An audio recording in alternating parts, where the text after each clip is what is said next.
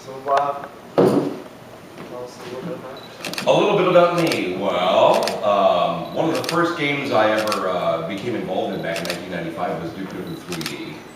And not just because I had decided to become a voice actor, but partially because of luck.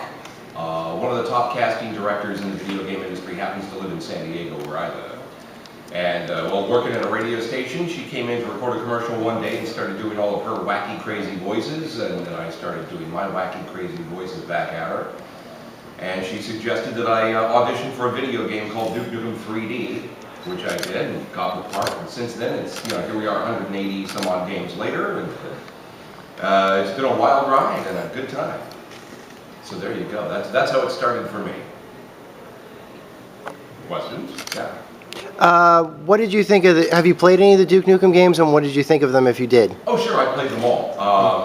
I like the early games, the 90s games. When Duke Nukem Forever came out, I was thrilled that they had actually done it. I wish the graphics had been more up to date because the game got panned by critics whom are young people who didn't necessarily play the original Duke Nukem games in the 90s, so they didn't get it. They didn't understand. Were you one of those? No, I liked it. I liked it. They didn't understand what Duke Nukem was all about. They expected it to be, modern graphics, Call of Duty, et cetera, and so they panned the game for that.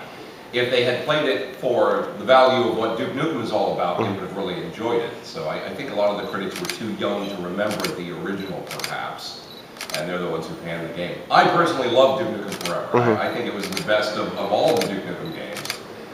Because the lines are so raunchy, racy, hot and steamy, and they were all written by 2 women. Pretty cool. Anybody else? Yes, sir. For the games, were you aware of all the cheat codes and stuff that went along with the games? Did you ever use them yourself? I had to. I'm not really a gamer. I'm more of a voice actor, so to get through any game, I need the cheat codes.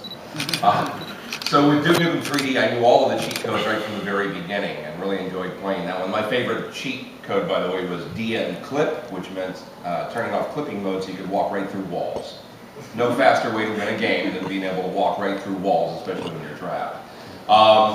As far as modern games, I don't know, do they even have cheat codes anymore? Yeah. Konami code's still there. Oh, yeah. I don't really play a whole lot of games these days. I think the last thing I played was Need for Speed Hot Pursuit because I like racing driving games, and it's really awesome on the iPad. As a challenge, I have Duke Nukem 3D on the iPad, and I play that one because the controls are so difficult, so different from using a joystick or a keyboard, that it made it a new challenge all over again. So I'm replaying that one currently. You were talking before about the negative response to Duke Nukem Forever. What was the worst? Like, if you had a bad fan interaction with somebody, oh, that game's something like, and really laid into you about as if you had something to do with anything other than the voice. Like, what was the worst experience you had with a fan of the game? It wasn't actually about the game itself, but I was at a convention where I was. I try not to ever make political comments, but sometimes I do. Sometimes the title of my voice panel is Jon St. Voice Whore, because I said, well, I'll record anything for money, I don't give a damn. With 2 exceptions. And one was, I don't like to do political ads for the Republican Party. It's just a personal choice. And I will not do, period, I will not do any ads for gun and knife shows. So I can't get you to say, vote for your local Republican, Probably not. Okay, I'm just curious. Probably not. Libertarian or Democratic candidate, perhaps, but my party will be disappointed. Let's all join the Reform Party. But gun and knife shows I won't do. A few years ago, I remember, I think it was in Oklahoma or Colorado or something, there was a gun and knife show. A man took his 8-year-old son to this thing and let him fire an Uzi, which recoiled and took the kid's head off. I think it was, that day. And I decided at that point I will not, because I used to do a lot of ads, I do a lot of commercial work and, voicing gun and knife shows. This weekend at the Del Mar Fairgrounds! Yeah! I can't do those anymore. So anyway, I had mentioned this in a panel at a convention, and I don't know why the guy became so angry, but the only person I've ever unfriended on Facebook started ranting on every post I did about how I was a hypocrite and an idiot because I'm Duke Nukem and I'm all violent, and yet I won't do ads for gun and knife shows. And it got to a point where this guy didn't realize I'm not Duke Nukem. Hello, I'm Jon St. John. I have a different set of values and morals than Duke Nukem, and I had to finally unfriend him because he was just being obnoxious about it. So, as far as somebody panning a game that I make, go ahead. No skin off my nose. I get paid either way. So. You can knock the games I'm in all you want. All I did was put the voice on it. If you think my voice acting sucked, I may be a little bit hurt by that. Whatever. I have no complaints about your voice. Oh, well, but all of them are very good. thank you, sir. Yes, sir. Oh, a favorite role. Favorite role. If it is a Duke Nukem game, just say favorite game or specific one. But favorite role as a voice actor for experience of voice acting role. I have two favorites really because of the way they turned out. The spokesperson for Sweet Tooth in Twisted Metal 4, because he's just maniacally crazy. That was you? Oh, that's fair. He goes, my boss Calypso! Yes! Well, so after 2 or 3 hours of recording that, I got hours of that game logged on. Oh, really? Yeah, I remember that. I can't believe that's you. It's funny too, a little side story about the Twisted Metal 4 game is for years at conventions I've been telling fans, oh yeah, I'm the voice of Sweet Tooth's spokesperson, the little clown. I didn't realize I'm also General Warthog, Ralph Jones, Orbital, 5 or 6 of the characters that you can play in the game. At the end, I'm their voices as well. I had forgotten. I'm old, I forget things. Well, it's better than them using your voice without you getting paid for it. True. And then the other would be from Half-Life Opposing Force. It's Dwight T. Barnes, the drill instructor. Because it was a kind of a takeoff of Arlie Ermey from Full Metal Jacket. What is your major malfunction, son? I love doing that voice. I didn't know that was you. Now you do. Yes, sir.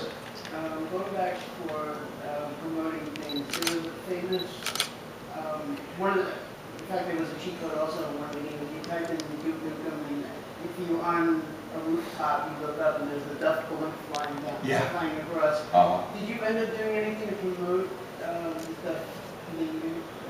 anything to do with that? No, and I don't know if Gearbox or 3D Realms or anybody else really promoted. I don't know how the heck they were able to get away with that, to be honest with you. I would assume Duff Beer was trademarked by Matt Groening, but for The Simpsons. But no, we didn't actually do anything to promote that. I thought it was pretty funny too, though. I don't know how they got it in there. Especially if you get the gears if you shoot it down. It's pretty cool. You said you did commercials. What would be like the most prominent commercial that you might know you've never? As far as on a national level, national commercials, there was a Toshiba's printers spot I did a few years ago. Old Spice deodorant commercial where it smelled amazing for 48 hours. That kind of voice. I'm often on commercials where people don't recognize my voice because I do takeoffs of like Don Pardo from Saturday Night Live and Sam Elliott. Can you give us a little Don Pardo? It's Saturday Night Live with Fred Armisen. That's Don. Yeah. That blows my Don Pardo away. It's not spot on, but it doesn't have to be in this business because I do a lot of corporate work, corporate videos where TaylorMade Golf out of San Diego, for instance, they use me a lot. So they may have a corporate meeting once a year and they'll have me as Don Pardo record all of the introductions for their corporate showing or their new product or whatever. And those drunk corporate guys, they're like, it's Don Pardo, my God, They you got believe Don it's Don Pardo, Pardo. you got Don Pardo. Don Pardo, by the way, was one of the inspirations for me for voice acting.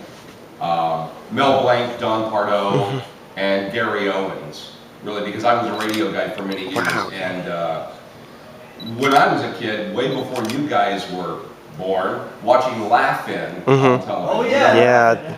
Gary Owens with his hand to his ear, never put a cobra in your friend's shower. He always had those weird, wacky lines, and as a kid, I was fascinated by that. It's like, why is he talking with his hand like that? And why is he talking about putting cobras in the shower? I never could understand that, but I was fascinated by it. And Don Pardo, I don't know if you knew this, he's 95 years old now, still doing Saturday Night Live. Wow. He recently broke a hip, which is unfortunate, but I think he's recovering nicely. That's good. You still hear him every week on Saturday Night Live, and I believe that is not a recorded gig. I believe It's he not. is He the side shows up, stage, yeah. it's union, and he's been doing it for 50 years. Wow. Still has the same voice. I want his job. Of course, you know, if and when Don Pardo was gone, Saturday Night Live will not hire a sound alike of Don Pardo. It would be disrespectful. But, you know, if anybody at NBC happens to see this, you know, I'm available. Would that be your ultimate career goal? Like, Yeah. like Stuttering John's job on the Tonight Show. Exactly, Yeah, exactly. Or like when Rod Roddy was doing the price. Oh, yes. Calm down. You guys' show just wasn't the same. Yeah. I don't know who that other guy is, but he sounds like shit. Yeah, because just reading a script on the side of the stage and making huge money to sound like this. Oh, that's got to be great. I love that job. Big house in LA, huge Yeah, car. absolutely. Yeah, okay. Yeah. Retired to Hawaii. Yeah, good luck, bro. Why not? Next. Yes, sir. Upcoming projects? Yes, I'm under non-disclosure agreements, so I can't mention them by name. At present, I can tell you what I've been working on that is already on. That's Dungeons and Dragons Neverwinter. So I'm doing a lot of the Neverwinter voices right now. I've got 5 or 6 characters in that.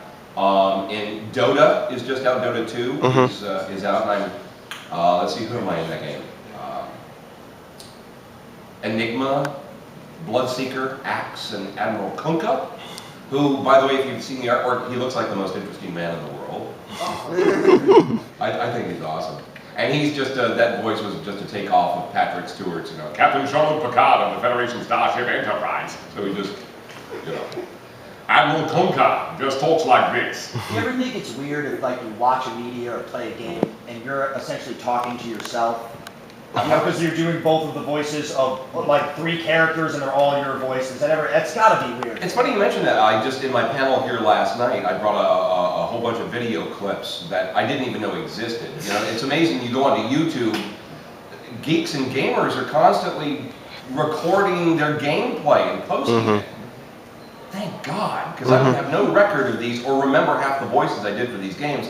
So last night in my panel, I was playing a bunch of clips where my characters are talking to each other. Twisted Metal 4 was a good example of that, because at the end of every game when you win, it's my Sweet Tooth spokesperson talking to the winning character, which is another voice of mine, and I get kind of a kick out of that.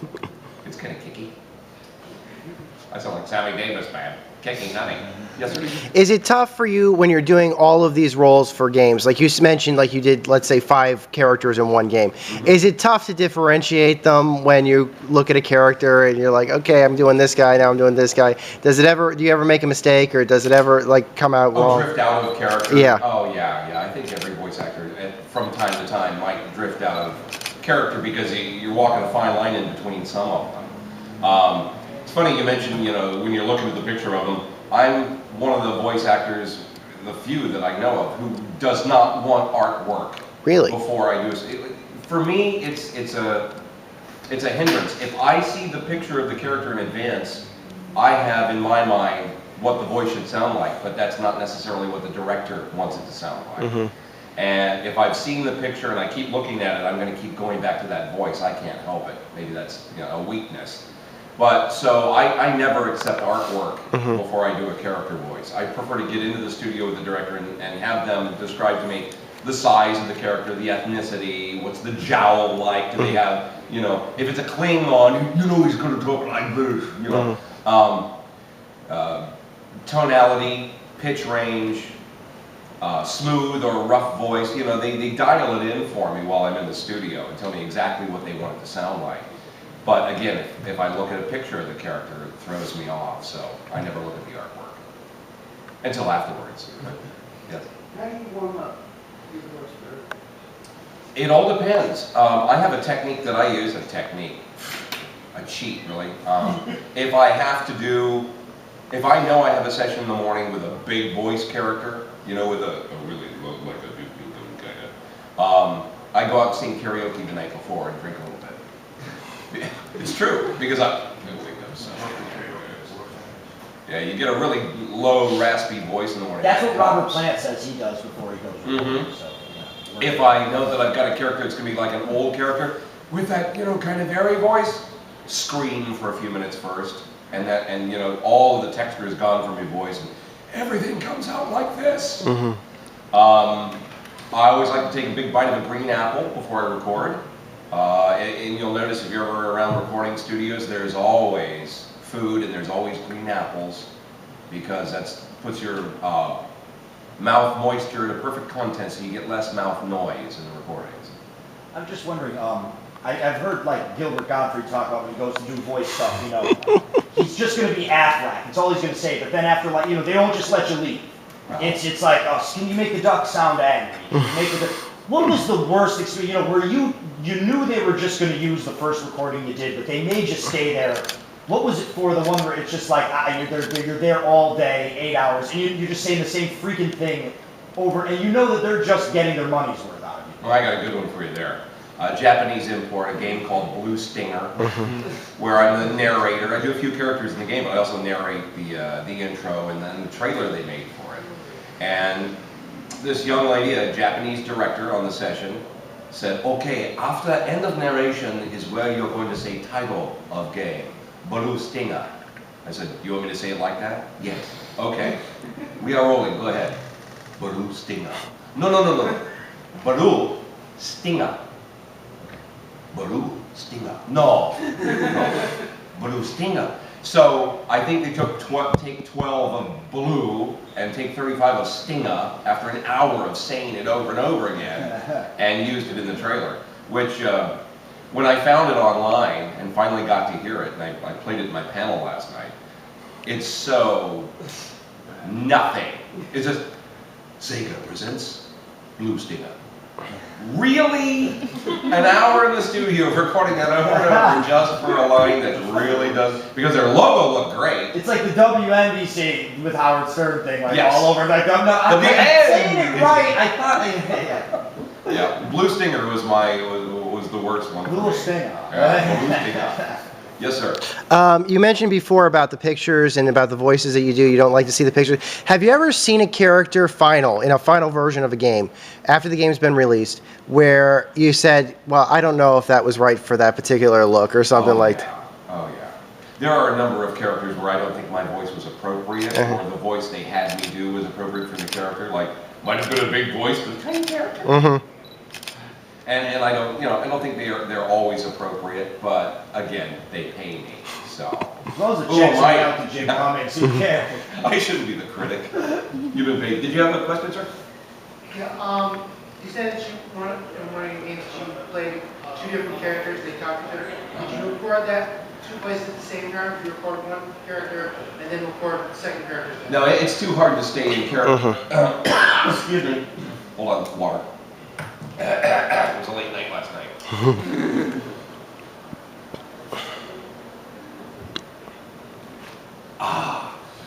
No, we generally don't go back and forth like, I'm certainly not, what's his name? Gosh, I'm sorry, brain fart, give me a second. Seth MacFarlane is very good at doing his characters back to back to back like that, because they're original characters he created and he has no issue with it. I think he's one of the few who actually will do that in a recording session, but typically for video games, you're just doing one character at a time. So interacting with each other, that doesn't happen. In fact, very rarely do two actors get to interact with each other on any of these games. So the way you accurately read your line if you're responding to another character is the director will line read, the preceding line for you so that you can respond to it. But no, the characters are always done separately and then just thrown together. Next. Okay, we're done here. I'm kidding. I've got time if you have more questions. Are we done here? Oh, yes, sir. You said for one particular voice, you kind of scream a lot. Mm-hmm. Do you ever get concerned that you might screw up your voice for longer? It always comes back. When I did that Twisted Metal 4 game, I lost my voice for a day and a half or 2 days after doing that silly little clown. But it always comes back. I just rested for a while. I have to be careful sometimes if I've got several sessions scheduled over several days.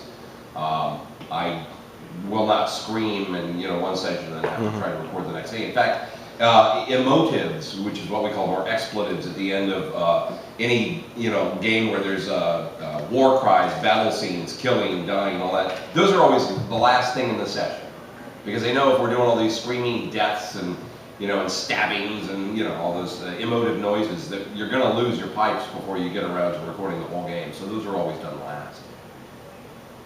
Yes. I'm not sure if it's on questions. I'm not sure if this was asked before, but what is your absolute favorite job? Video games, you mean? Gotta be Duke Nukem Forever. The lines were so racy, and working with Gearbox was fantastic. They treat me like royalty over there. So, yeah, Duke Nukem Forever, by far my favorite game to record. So what's the, Leo from Content, what's the one thing that you look forward to all the time coming to ConnectiCon? Oh, the fans. Every con I go to, it's about the fans for me, because I realized early on, after the first couple of conventions I did years ago, that I would be nowhere without the fans. So I truly embrace them. When we're finished here, as a matter of fact, I'll be outside, shaking hands, taking pictures, hugging people, because I think the fans are the only reason I'm here. If it weren't for them, I'd just be some nobody voice actor. And that's the great thing about being a voice actor and doing this kind of work, is I can come to a convention like this and be a star, but then when I go home, nobody knows who I am. It's great. The anonymity is fantastic. Have you gone to it? Do you plan to go to the gaming room over here? I'll go just to say hi to people, and I won't play any games while I'm here. Are you kidding? Dude, I'm 53 years old. Dance Revolution. And there are gamers here who are, 15, 16 that would, I don't have a chance. You want to play that bongo game I saw put up there? It looks like it's real fun. Maybe some music. I'm pretty good with games like Rock Band, because I'm a musician. So I just wish it was more like the real instruments. Even the drum kit is nothing like, I play drums, that's nothing like the real drum kit.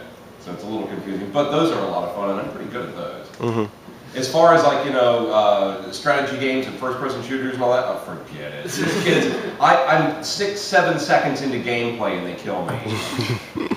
I don't have a chance against these kids, they're too good. So being a musician, were you ever in a band?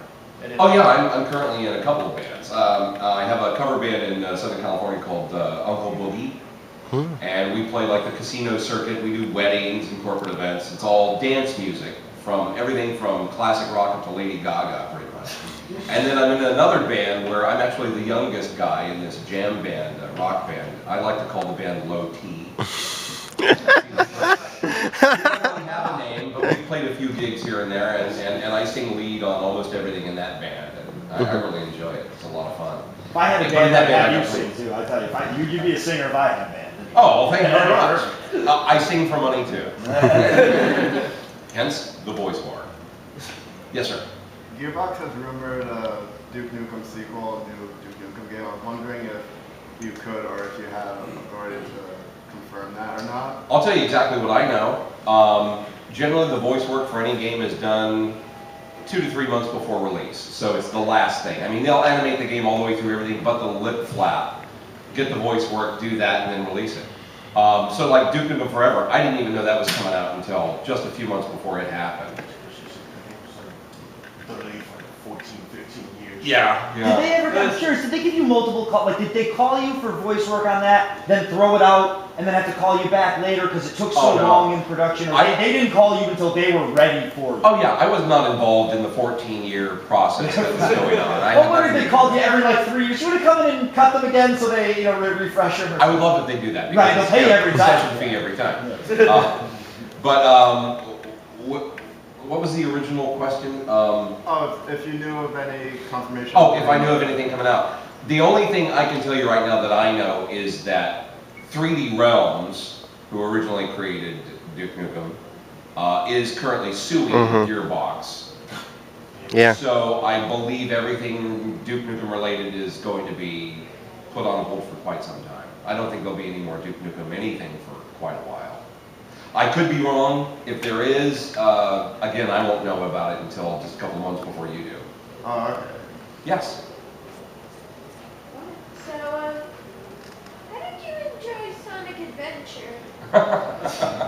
I didn't really play it. I meant voice acting. Voice acting it? I have to be honest with you, that would be my least favorite. Because the voice of Big the Cat is just stupid. And I can't believe they actually used it. The director said, okay, this cat he's a big, stupid, slow cat, so do a big, stupid, slow voice with, okay, how about something like this? And I was just kidding. Perfect. Stay in that character. So you're stuck doing that for hours and hours. Yeah. Fortunately, a few years ago. Oh, go ahead. He likes it. Oh, you like that voice? Yeah. You're twisted. I mean, really, come on, you like it? Where's my doggy?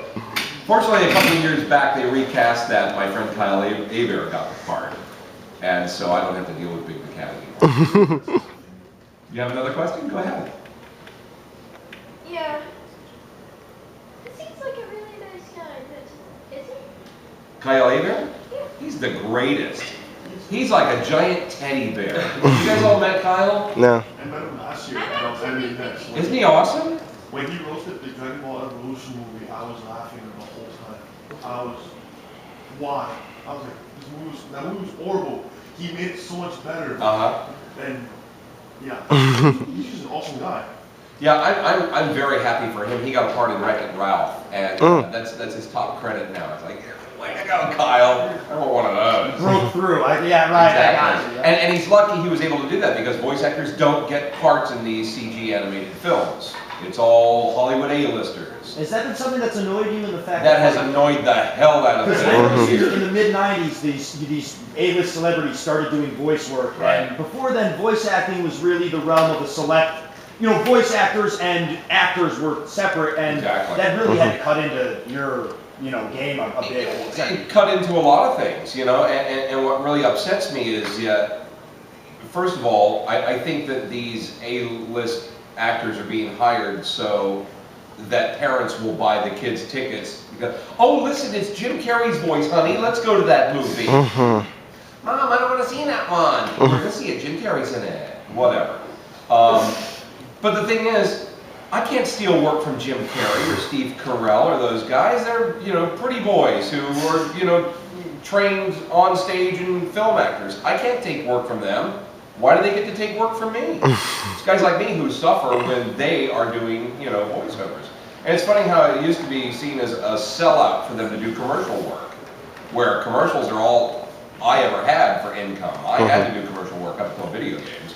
And it was a sellout for them. Now they're all doing started with Gene Hackman, all like Lowe's commercials. That was like the first one, and then everybody after. And then Donald Sutherland, Martin Sheen. Oh yeah, they're all doing commercial voice acting because it's lucrative and it's take unfair. the money right out of your wallet. Well, here's the unfair part about it. All of those gigs are union scale, right? Okay, so let's say I got a national commercial for Lowe's at union scale, airing nationally on cable and network television. I might make, $6,000–7,000 for doing a voiceover. Well, Martin Sheen's not getting union scale. His agent is negotiating that. He's probably getting 150 grand to do that same work. It's not fair. That's how I see it. I could sit here and cry and bitch and moan all day, but I won't. That's why I asked the question. When you do Duke Nukem voice, how do you prepare for Duke Nukem's voice? You mentioned how you did other voices, but you didn't mention what was your preparation for Duke Nukem.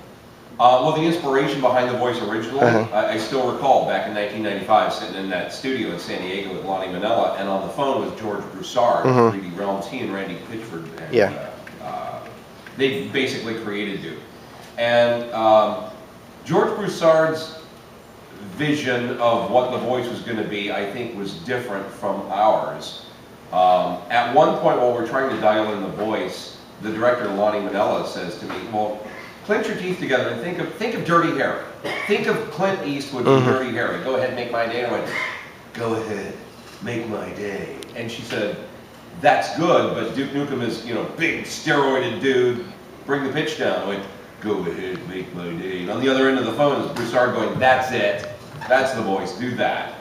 And that's how it came along. And for me, that's the easiest voice of all of the voice characters I do, wow. because it's effortless. I just do this. It's close to my own